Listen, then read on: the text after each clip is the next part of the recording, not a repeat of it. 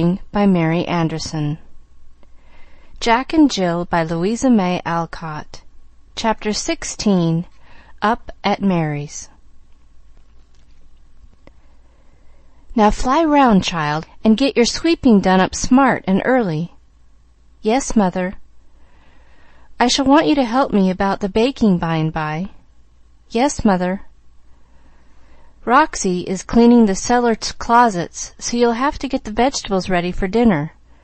Father wants a boiled dish, and I shall be so busy I can't see to it. Yes, Mother. A cheerful voice gave the three answers, but it cost Mary an effort to keep it so, for she had certain little plans of her own which made the work before her unusually distasteful. Saturday always was a trying day, for though she liked to see rooms in order, she hated to sweep, as no speck escaped Mrs. Grant's eye, and only the good old-fashioned broom, wielded by a pair of strong arms, was allowed. Baking was another trial. She loved good bread and delicate pastry, but did not enjoy burning her face over a hot stove, daubing her hands with dough, or spending hours rolling out cookies for the boys, while a boiled dinner was her especial horror, as it was not elegant, and the washing of vegetables was a job she always shirked when she could. However, having made up her mind to do her work without complaint, she ran upstairs to put on her dust cap, trying to look as if sweeping was the joy of her life. It is such a lovely day. I did want to rake my garden and have a walk with Molly, and finish my book so I can get another, she said with a sigh, as she leaned out of the open window for a breath of the unusually mild air. Down in the 10-acre lot the boys were carting and spreading loam. Out in the barn her father was getting his plows ready. Over the hill rose the smoke of the distant factory, and the river that turned the wheels was gliding through the meadows, where soon the blackbirds would be singing. Old Bess pawed the ground, eager to be off. The gray hens were scratching busily all about the yard. Even the green things in the garden were pushing through the brown earth, softened by April rains, and there was a shimmer of sunshine over the wide landscape that made every familiar object beautiful with hints of spring and the activity it brings. Something made the old nursery hymn come into Mary's head, and humming to herself, "In works of labor or of skill I would be busy too," she tied on her cap, shouldered her broom, and fell to work so energetically that she soon swept her way through the chambers, down the front stairs to the parlor door, leaving freshness and order behind her as she went.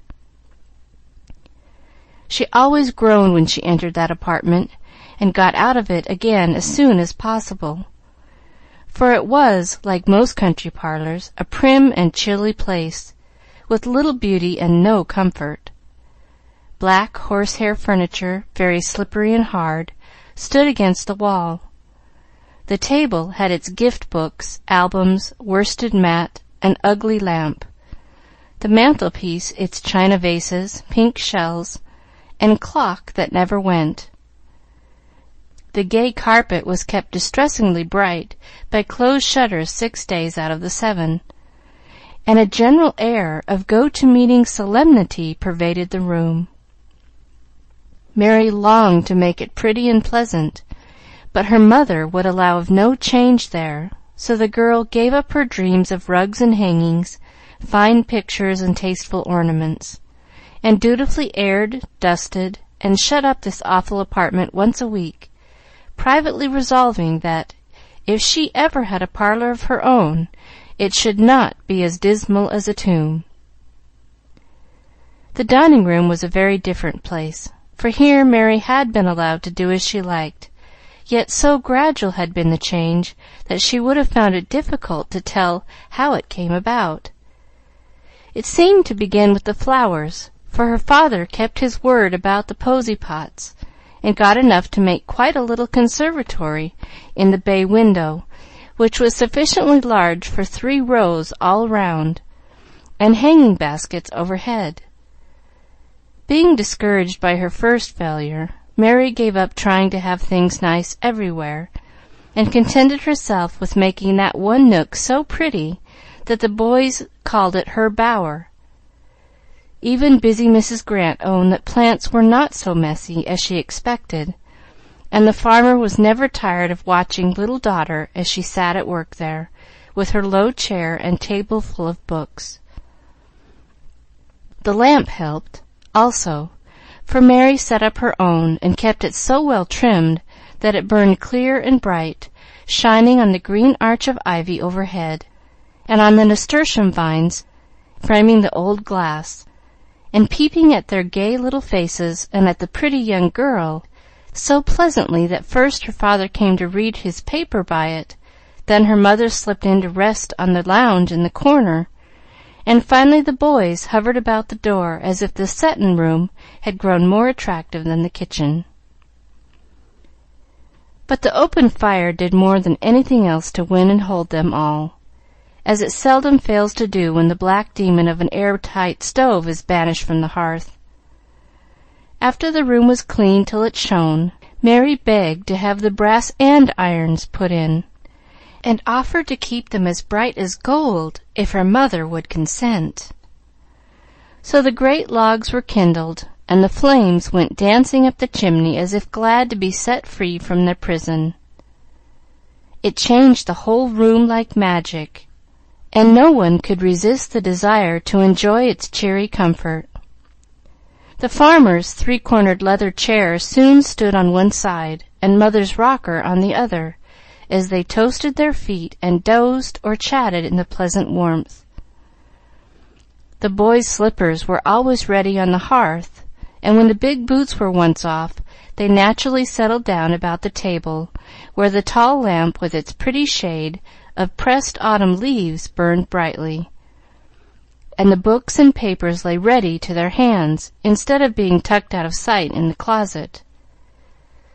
They were beginning to see that Mary's notions had some sense in them, since they were made comfortable, and good-naturedly took some pains to please her in various ways.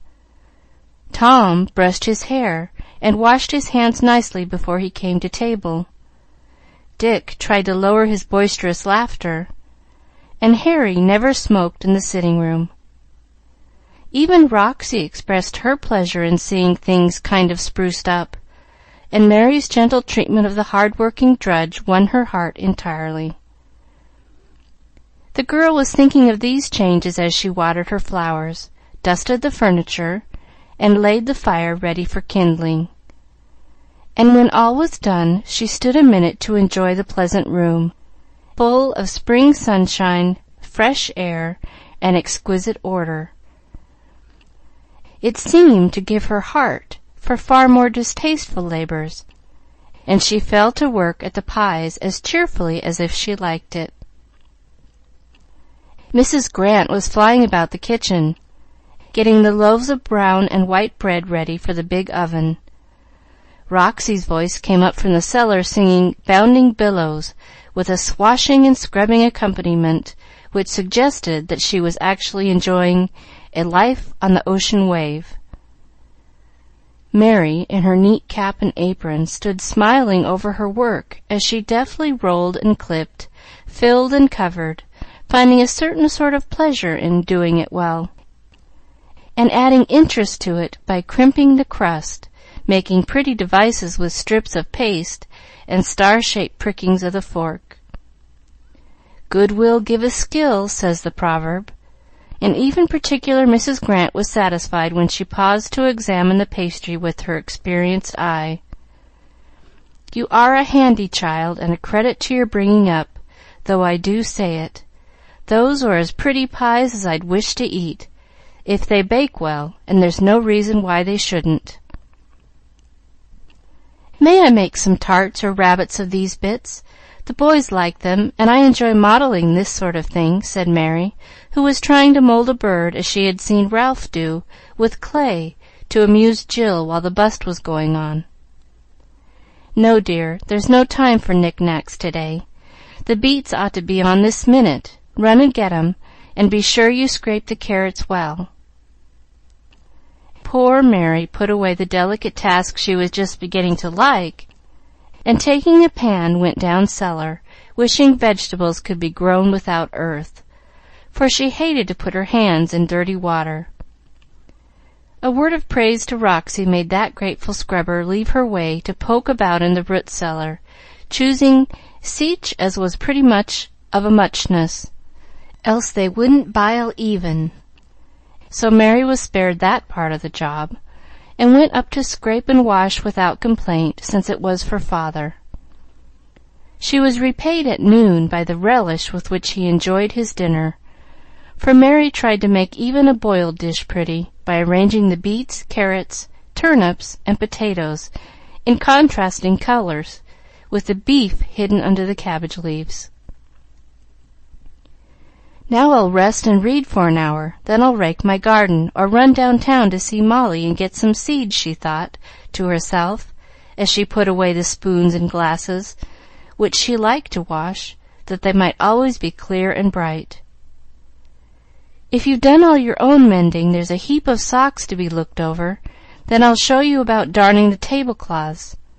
I do hate to have a stitch of work left over till Monday," said Mrs. Grant, who never took naps, and prided herself on sitting down to her needle at 3 p.m. every day.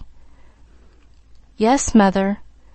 And Mary went slowly upstairs, feeling that a part of Saturday ought to be a holiday after books and work all the week. As she braided up her hair, her eye fell upon the reflection of her own face in the glass. Not a happy nor a pretty one just then, and Mary was so unaccustomed to seeing any other that involuntarily the frown smoothed itself out. The eyes lost their weary look, the drooping lips curved into a smile, and leaning her elbows on the bureau, she shook her head at herself, saying, half aloud, as she glanced at Ivanhoe lying near, "You needn't look so cross and ugly just because you can't have what you want. Sweeping, baking, and darning are not so bad as being plagued with lovers and carried off and burnt at the stake, so I won't envy poor Rebecca her jewels and curls and romantic times, but make the best of my own." Then she laughed, and the bright face came back into the mirror, looking like an old friend. And Mary went on dressing with care, for she took pleasure in her own little charms, and felt a sense of comfort in knowing that she could always have one pretty thing to look at if she kept her own face serene and sweet. It certainly looked so as it bent over the pile of big socks half an hour later, and brightened with each that was laid aside. Her mother saw it, and guessing why such wistful glance went from clock to window, kindly shortened the task of tablecloth darning by doing a good bit herself before putting it into Mary's hands. She was a good and loving mother in spite of her strict ways, and knew that it was better for her romantic daughter to be learning all the housewifery lessons she could teach her than to be reading novels, writing verses, or philandering about with her head full of girlish fancies, quite innocent in themselves, but not the stuff to live on. So she wisely taught the hands that preferred to pick flowers, trim up rooms, and mold birds, to work well with needle, broom, and rolling-pin, put a receipt book before the eyes that loved to laugh and weep over tender tales, and kept the young head and heart safe and happy with wholesome duties, useful studies, and such harmless pleasures as girls should love, instead of letting them waste their freshness in vague longings, idle dreams, and frivolous pastimes. But it was often hard to thwart the docile child, and lately she had seemed to be growing up so fast that her mother began to feel a new sort of tenderness for this sweet daughter, who was almost ready to take upon herself the cares as well as triumphs and delights of maidenhood. Something in the droop of the brown head and the quick movement of the busy hands with a little burn on it made it difficult for Mrs. Grant to keep Mary at work that day, and her eye watched the clock almost as impatiently as the girls, for she liked to see the young face brighten when the hour of release came. "What next?" asked Mary, as the last stitch was set, and she stifled a sigh on hearing the clock strike 4, for the sun was getting low and the lovely afternoon going fast. "One more job, if you are not too tired for it. I want the receipt for diet drink Miss Dawes promised me. Would you like to run down and get it for me, dear?"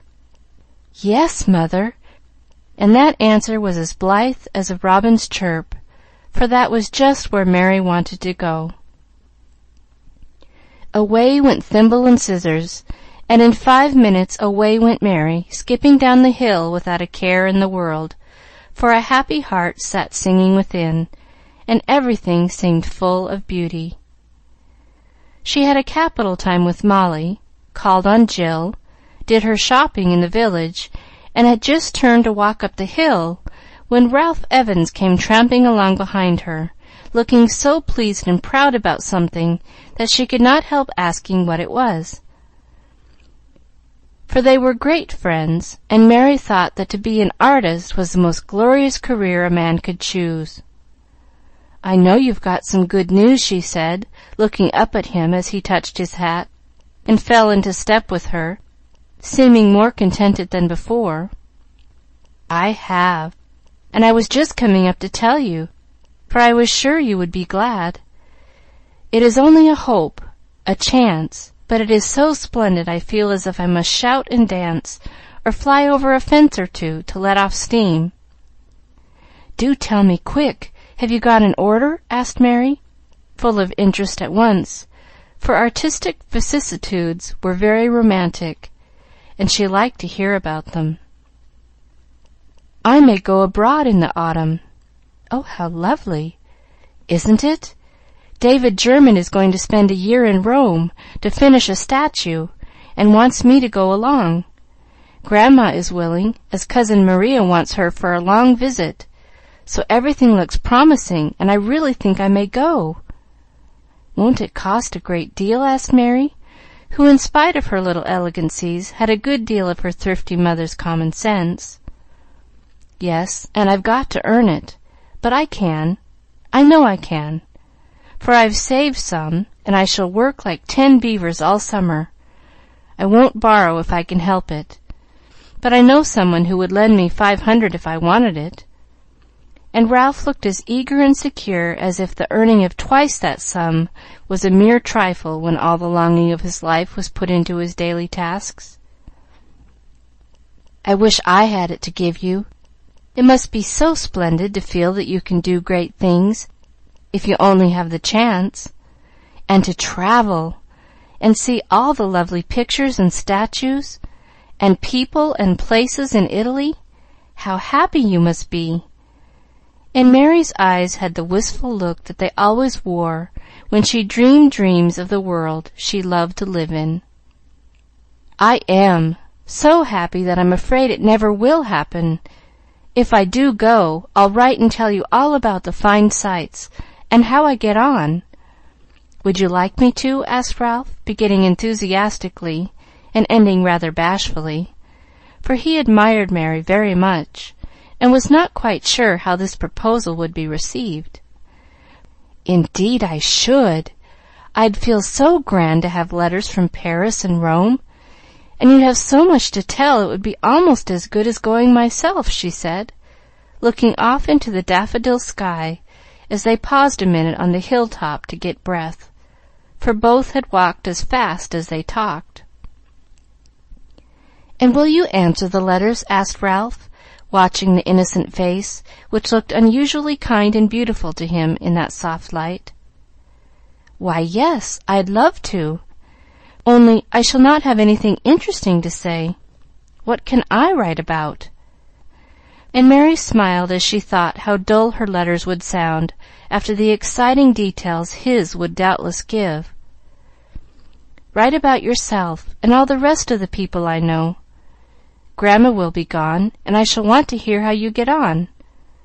Ralph looked very anxious indeed to hear, and Mary promised she would tell all about the other people, adding, as she turned from the evening peace and loveliness to the house, whence came the clatter of milk pans and the smell of cooking. I never should have anything very nice to tell about myself, for I don't do interesting things as you do, and you wouldn't care to hear about school and sewing and messing round at home." Mary gave a disdainful little sniff at the savory perfume of ham which saluted them, and paused with her hand on the gate, as if she found it pleasanter out there than in the house. Ralph seemed to agree with her, for, leaning on the gate, he lingered to say, with real sympathy in his tone and something else in his face, "Yes, I should. So you write and tell me all about it. I didn't know you had any worries, for you always seemed like one of the happiest people in the world, with so many to pet and care for you, and plenty of money, and nothing very hard or hateful to do. You'd think you were well off, if you knew as much about poverty and work and never getting what you want as I do. You bear your worries so well that nobody knows you have them. I ought not to complain, and I won't, for I do have all I need. I'm so glad you are going to get what you want at last." And Mary held out her hand to say good night, with so much pleasure in her face that Ralph could not make up his mind to go just yet. "I shall have to scratch round in a lively way before I do get it, for David says a fellow can't live on less than 400 or 500 a year, even living as poor artists have to, in garrets and on crusts. I don't mind as long as Grandma is all right. She is away tonight, or I should not be here," he added, as if some excuse was necessary. Mary needed no hint, for her tender heart was touched by the vision of her friend in a garret, and she suddenly rejoiced that there was ham and eggs for supper, so that he might be well fed once, at least, before he went away to feed on artistic crusts. "Being here, come in and spend the evening. The boys will like to hear the news, and so will Father. Do now." It was impossible to refuse the invitation he had been longing for, and in they went to the great delight of Roxy, who instantly retired to the pantry, smiling significantly, and brought out the most elaborate pie in honor of the occasion. Mary touched up the table and put a little vase of flowers in the middle to redeem the vulgarity of doughnuts. Of course the boys upset it, but as there was company nothing was said, and Ralph devoured his supper with the appetite of a hungry boy, while watching Mary eat bread and cream out of an old-fashioned silver porringer, and thinking it the sweetest sight he ever beheld. Then the young people gathered about the table, full of the new plans, and the elders listened as they rested after the week's work. A pleasant evening, for they all liked Ralph, but as the parents watched Mary sitting among the great lads like a little queen among her subjects, half unconscious as yet of the power in her hands, they nodded to one another, and then shook their heads as if they said, "I'm afraid the time is coming, Mother. No danger as long as she don't know it, Father." At 9 the boys went off to the barn, the farmer to wind up the 8-day clock, and the housewife to see how the baked beans and Indian pudding for tomorrow were getting on in the oven. Ralph took up his hat to go, saying as he looked at the shade on the tall student lamp, "What a good light that gives! I can see it as I go home every night, and it burns up here like a beacon. I always look for it, and it hardly ever fails to be burning. Sort of cheers up the way, you know, when I'm tired or low in my mind. That I'm very glad I got it. I liked the shape, but the boys laughed at it as they did at my bulrushes in a ginger jar over there. I'd been reading about household art, and I thought I'd try a little," answered Mary, laughing at her own whims. "You've got a better sort of household art, I think, for you make people happy and places pretty, without fussing over it. This room is ever so much improved every time I come, though I hardly see what it is except the flowers," said Ralph, looking from the girl to the tall calla that bent its white cup above her as if to pour its dew upon her head. "Isn't that lovely? I tried to draw it. The shape was so graceful. I wanted to keep it, but I couldn't. Isn't it a pity such beautiful things won't last forever?" And Mary looked regretfully at the half-faded one that grew beside the fresh blossom. "I can keep it for you.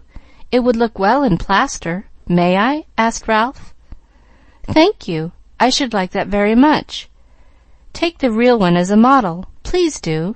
There are more coming, and this will brighten up your room for a day or two." As she spoke, Mary cut the stem, and adding 2 or 3 of the great green leaves, put the handsome flower in his hand with so much good will that he felt as if he had received a very precious gift. Then he said good night so gratefully that Mary's hand quite tingled with the grasp of his, and went away, often looking backward through the darkness to where the light burned brightly on the hilltop, the beacon kindled by an unconscious hero for a young Leander swimming gallantly against wind and tide toward the goal of his ambition. End of chapter 16.